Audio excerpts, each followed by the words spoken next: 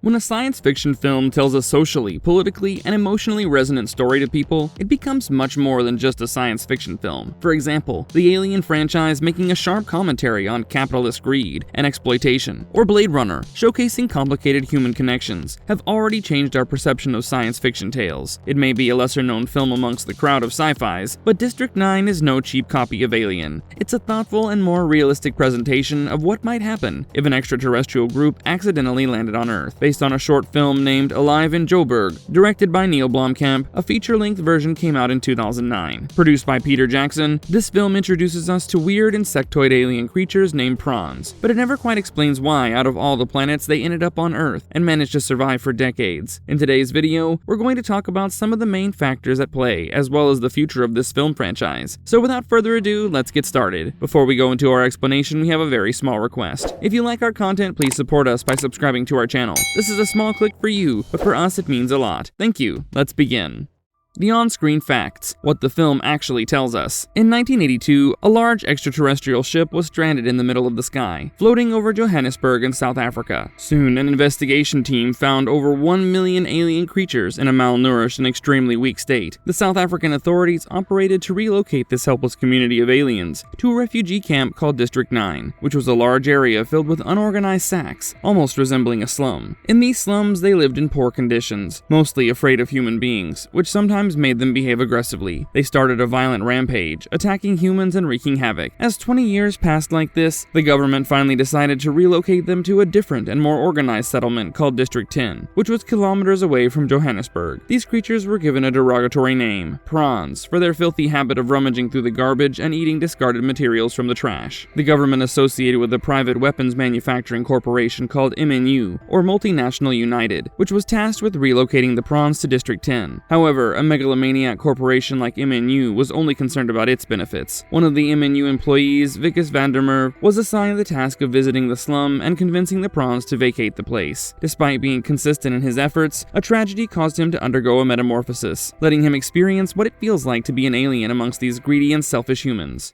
Blomkamp's Canon backstory, Hive Society, and the Lost Leadership. Alive in Joburg, the short film directed by Neil Blomkamp, was released in 2005. Blomkamp's 6-minute mockumentary-style short film was already a sharp commentary on how strong people oppress the weak without fearing consequences. These aliens were showcased as a miserable group of creatures treated pretty badly by the humans upon their arrival on Earth. Peter Jackson loved the short film and thought of giving it a full-length feature in 2018. However, neither of these films explicitly mentions why they came to Earth. In an interview with Gizmodo, Blomkamp shared his thoughts on his creation. Upon being asked about the original backstory of the aliens, the director mentioned the hive minds and their importance to the lore. He wanted to show a civilization of drones, with technological knowledge, yet simultaneously miserable due to lack of direction. They wanted help from these humans for their intelligence and understanding of technology, but they couldn't even trust them because they were greedy and opportunistic, like the ones in MNU. He also shared some important information on their home planet, which probably belongs to the Andromeda Galaxy, where the rest of the bigger population might have been. Also, they could survive in the spaceship for thousands of years, proving their civilization was even older than humanity on Earth. A crisis on their home planet probably caused them to gather minerals and other resources to sustain themselves, and that's why landing on Earth became their ultimate decision. Why Earth? The autopilot to a Goldilocks planet. According to Blomkamp, these aliens faced a major crisis when the queen of the ship died due to a virus or bacterial reaction. The queen's death left them alone without any direction to guide their ship. Maybe because of that, their mothership autopiloted to the closest planet in the Goldilocks band, meaning they found a planet like Earth where life existed just like their home planet. This was never clearly mentioned in any of the films. Still, some information shared by Blomkamp reveals that their home planet from the Andromeda Galaxy was very similar to our world, with the same kind of atmosphere with oxygen and nitrogen in the air. This is why these aliens survived on Earth for over 2 decades. Additionally, their planet was larger than ours, with 7 orbiting moons, but a collapse on their planet put their lives at greater risk. They boarded their mothership with their queen, but a tragedy stranded them on Earth, where humans showed them their inhuman side. Now they wanted these humans to guide or help them rebuild their machine, so they could head back home, but the trust issue between them made these aliens too hostile against any other entities.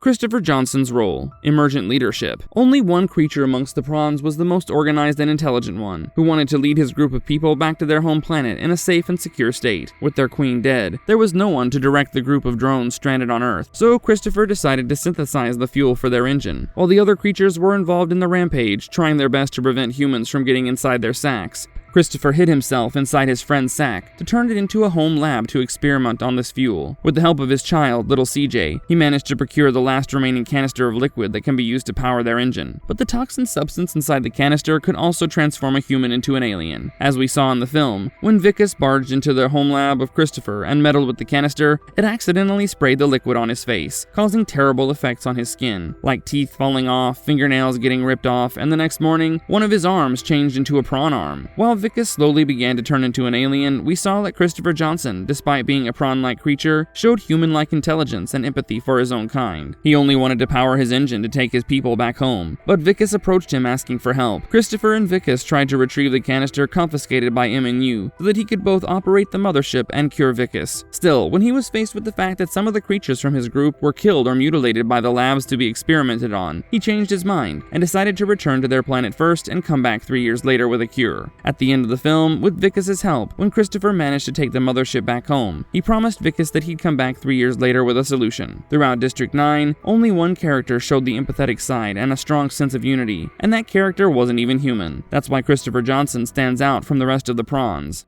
Why didn't they fight back? When District 9 came out in 2018, many asked why there was no collective rebellion against the government. Why did these creatures only try to defend themselves but never want to wage war against their oppressors? In an interview with Lev Grossman, the film's director, Neil Blomkamp, shared some ideas and thoughts to explain this phenomenon. It turns out that these creatures' inability to fight back wasn't just a narrative choice. It was the effect of how their characters were structured. They were insect-like creatures, especially the worker caste of the species on a distant planet. Upon the death of their queen, and also the disappearance of the engineers and pilots, these drones had no direction whatsoever, and without proper guidance and leadership, they were afraid to fight back against intelligent and powerful beings like humans. Therefore, getting abducted by MNU officers and getting killed by them was nothing but their tragic fate. Only a few were intelligent enough to come up with a solution like Christopher Johnson, but he did it secretively, without involving a group or planning an uprising. Therefore, District 9 is much more than just an uprising story. It focuses more on the lack of leadership that leads to the downfall of a community.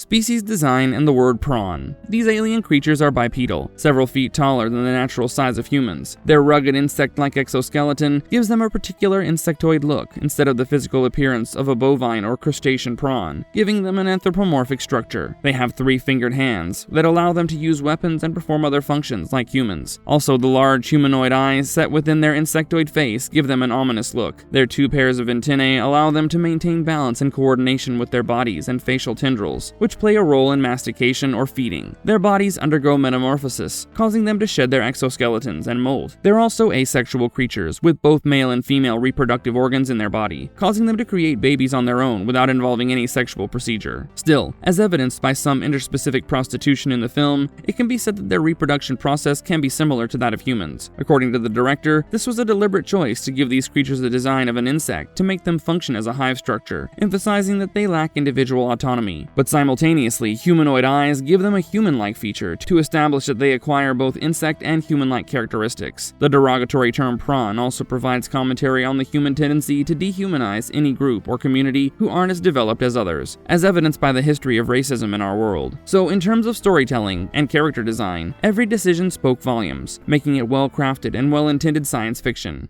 Tech 101, DNA-locked weapons, exosuit, and who designed them. From the beginning, New Zealand concept designer Greg Broadmoor and Weta Workshop Production designed the massive mothership of these creatures that hovered over Johannesburg. This main dropship carried these 1.8 million alien creatures from the Andromeda Galaxy to Earth. Also, the exosuit, or the mecha prawns, are these creatures' most highly advanced armor. This exosuit had a central chamber or thoracic cavity where the operator could sit and control the suit. The armor uses defensive shields, construction tools that allow a single alien to perform multiple tasks simultaneously. Also, the weapons these creatures use prove how advanced their intelligence is compared to that of humans, as seen in their arc guns, which were more powerful than the guns or grenades used by humans. Some examples of these most advanced DNA-locking weapons are AMR-B5, the Repeater, AMR-B13, the Sonic Blaster, AMR-B7, the Flamethrower, and the Mulcher, or AMR-B21, which are highly advanced, featuring telekinetic fields, projectile flamethrowers, and high protonic currents that can explode an enemy. Weta Workshop designed these weapons to give them a more futuristic look and gritty style. The reason why the MNU officials targeted these creatures is the kind of weapons they use to protect themselves. MNU wanted to exploit these creatures to manufacture more advanced high-tech bioweapons to rise in power ultimately.